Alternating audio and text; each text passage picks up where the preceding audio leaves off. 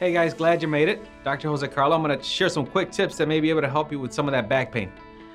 We're gonna jump right into tip number one, okay? I'm gonna have you look into what you're putting in your body. What does that mean? Well, how much sugar you're putting in your body, how much alcohol you're putting in your diet, what are these things that are causing inflammation throughout your entire body that could be leading to the pain? Things like sugars, pastas, breads, all these things are gonna increase inflammation throughout your entire body and could be triggering some of that pain. On to tip number two. So now that you got rid of some of the bad stuff, we're gonna start putting some good stuff in, so good nutrients. What is that? Well, a good quality fish oil is gonna help decrease inflammation throughout your body. It's been shown to do that. A supplement known as curcumin or turmeric, that's been shown to decrease inflammation throughout the body. And the last thing it's gonna do is hydrate, right?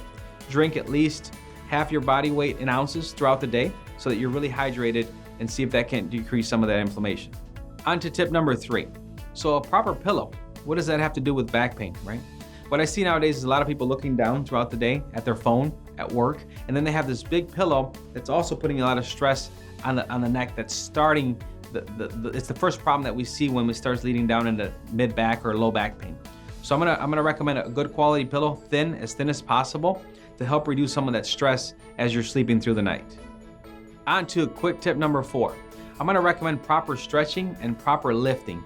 So if you're stretching in the morning as you begin your routine, if you're taking time during the day to stretch out and you're doing it after shift as well, your body's gonna work with you. It's gonna give you better flexibility for the next day at work.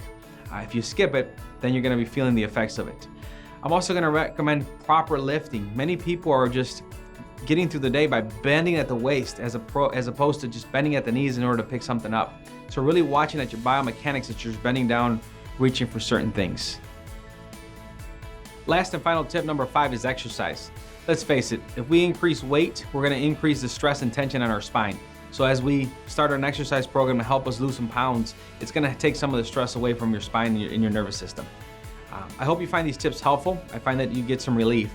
If you've tried these in the past and you don't have any answers, then maybe it's time to take a closer look. That's exactly what we do in the office, is look at the biomechanics. How's your spine moving? Where are these problems coming from? If you click on the link below today and register today, not only will we do a thorough evaluation of your spine, where are these problems coming from, but we're gonna include a free 1-hour massage to help you alleviate some of that pain.